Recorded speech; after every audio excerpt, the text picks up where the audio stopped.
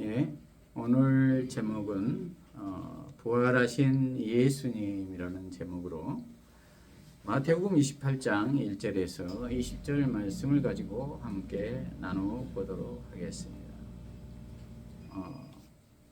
오늘은 부활주일입니다. 우리는 부활주일을 맞이하면서 어떠한 생각으로 맞이하십니까? 의뢰이 찾아오는 절기 중 하나로 여기시지는 않습니까? 그러나 예수님은 말씀대로 죽으셨다가 말씀대로 다시 살아나셨습니다. 그 증거가 사복음서 성경에 낱낱이 기록이 되어 있습니다. 그리고 2000년이 넘도록 많은 사람들이 믿고 있습니다.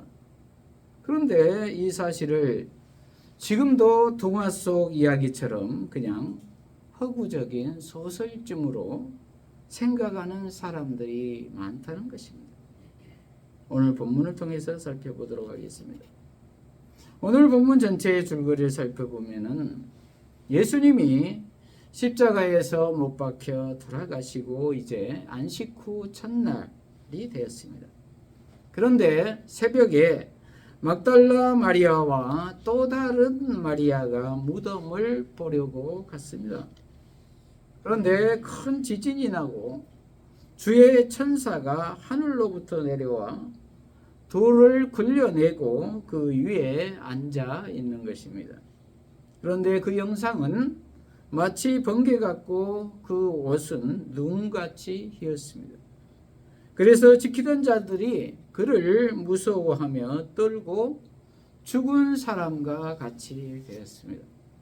그러자 천사가 여자에게 말합니다. 무서워하지 말라. 십자가에 못 박히신 예수는 여기에 계시지 않고 말씀하시던 대로 살아나셨다고 합니다. 그리고 그가 누우셨던 것을 보라. 이렇게 확인까지 해줍니다. 그래서 너희는 빨리 가서 제자들에게 이 소식을 알리라는 것입니다. 예수님이 갈릴리로 너희보다 먼저 가실 것이라는 것입니다. 그러자 그 여자들이 무서움과 큰 기쁨으로 달려갑니다. 그러자 가는 중에 예수님이 그 여인들에게 나타나십니다. 그리고 평안하냐 이렇게 안부를 묻습니다. 그러자 여인들은 그 발을 붙잡고 경배를 합니다. 그러자 예수님이 무서워하지 말라고 하면서 내 형제들에게 갈릴리로 가라라고 전을 하면서 거기서 보자고 합니다. 그런데 대조적으로 한편에서는 음모가 꾸며지고 있습니다. 여자들이 갈릴리로 갈 때에 군병들도 대제사장에게 상황을 알리려고 갑니다. 그러자 대제사장들과 장로들이 그 상황을 듣고 음모를 꾸밉니다. 그리고 그들에게 돈을 많이 주면서 제자들이 시체를 훔쳐갔다고 말하라는 것입니다. 그러자 그들은 시키는 대로 합니다. 그리고 마지막으로 11 제자들이 갈릴리에 가서 예수님이 지시하신 산에 갑니다. 그리고 예수님을 만나고 경배합니다. 그러나 아직도 의심하는 사람들이 있었습니다. 그리고 예수님은 하늘과 땅의 권세를 하나님께서 자신에게 주셨으므로 너희는 가서 모든 민족을 제자로 삼아 아버지와 아들과 성령의 이름으로 세례를 주고 내가 너희에게 분부한 모든 것을 가르쳐 지키게 하라라고 하십니다. 그리고 세상 끝날까지 내가 너희와 항상 함께 있을 것이다. 이렇게 말씀하십니다. 여기에서 우리가 살펴보아야 할 것은 첫째로 다시 사신 예수님입니다. 다시 사신 예수님.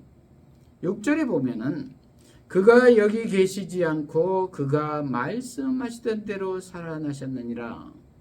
이렇게 기록하고 있습니다. 약속대로 살아나신 것입니다. 그것을 확인시켜 주기 위해서 천사는 5절에 십자가에 못 박히신 예수를 너희가 찾는 줄을 안다고 말합니다. 그리고 6절에 와서 그가 누우셨던 것을 보라라고 확인시켜줍니다. 그리고 마태의 저자는 그 상황을 매우 실제적으로 현장감 있게 묘사해 주고 있습니다. 그리고 안식 후 첫날에, 즉 주일에 무덤을 보려고 온 여인들과 큰 지진이 난 것과 천사가 돌을 굴리고 그 위에 앉아 있었다는 것과 여기에서 유대인의 무덤은 동굴과 같은 곳에 안치해 놓고 큰 돌로 입구를 막아 놓습니다. 그리고 이어서 천사의 형상은 번개 같고 그것은 눈같이 희었고 그래서 지키던 군병들이 무서워 떨며 죽은 사람과 같이 되었다고 묘사하고 있습니다. 이렇게 구체적으로 묘사해 주고 있는데도 사람들은 믿는 사람도 있지만 아직도 믿지 않는 사람들이 있다는 것입니다. 그리고 마치 허구적인 소설 속 이야기나 동화 속 정도로 이야기 정도로 생각한다는 것입니다. 그리고 아직도 무덤에서 예수님을 찾고 있다는 것입니다. 죽어버리고 부활하지 않으신 역사 속 인물 4대 성인 중에 한 사람 정도로 생각하는 사람이 있다는 것입니다. 그래서 예수님을 4대 성인 중 한 사람의 교훈 정도로 받아들이고 심신의 안정을 위해서 종교적인 생활을 하려는 사람들이 있다는 것입니다. 저와 여러분은 어떻습니까? 예수님을 역사 속 무덤에서 찾으십니까? 아니면 지금 살아계셔서 함께하고 계시는 예수님을 찾으십니까? 지금 살아계셔서 함께 하시는 예수님을 찾으시기를 바랍니다. 무덤은 빈 무덤입니다. 그곳에는 예수님은 계시지를 않습니다. 그리고 6절에 보면 예수님은 갈릴리로 먼저 가서 제자들을 기다리신다고 기록하고 있습니다. 갈릴리는 제자들을 처음 만났던 장소입니다. 지금까지 제자들의 배반의 역사는 다 제쳐두고 이제 다시 시작하자는 것입니다. 처음 신앙으로 되돌아가라는 것입니다. 그러면서 10절에 내 형제들에게 갈릴리로 가라고 합니다. 내 형제들이란 표현은 예수님은 다 용서하시고 이렇게 형제로 표현하고 계시다는 것입니다. 그러므로 우리 모두도 그동안 예수님을 배반하고 다 도망갔을지라도 이제 처음 신앙으로 되돌아가서 갈릴리로 가시기 바랍니다. 그러할 때 예수님은 다 용서하시고 기쁨으로 맞아 주실 것입니다.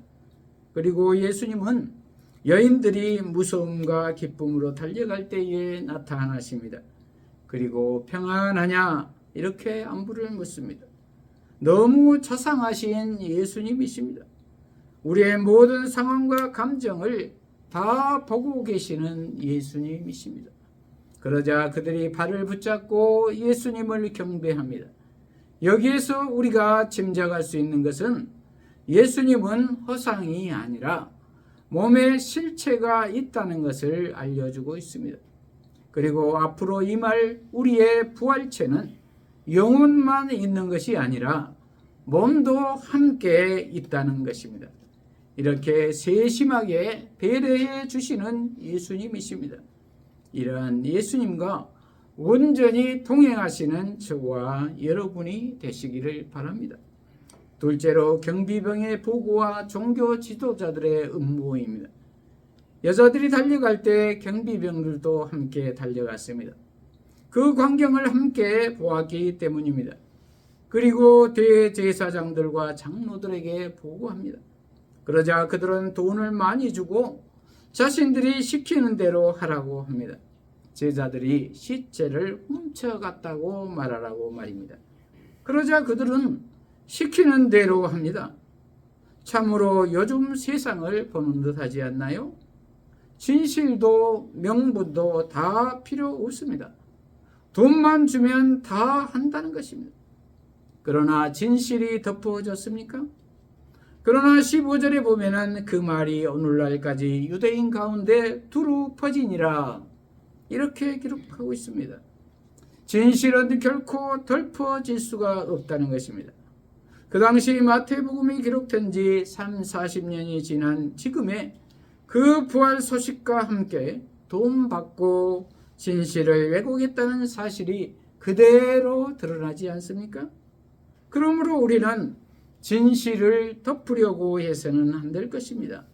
그리고 부활을 왜곡하려고 해서도 안 될 것입니다. 셋째로 전도하자입니다. 16절부터 보면은 여자들에게 소식을 듣고 11 제자들이 갈릴리로 가지요. 그리고 예수님이 지시하신 산으로 가지요.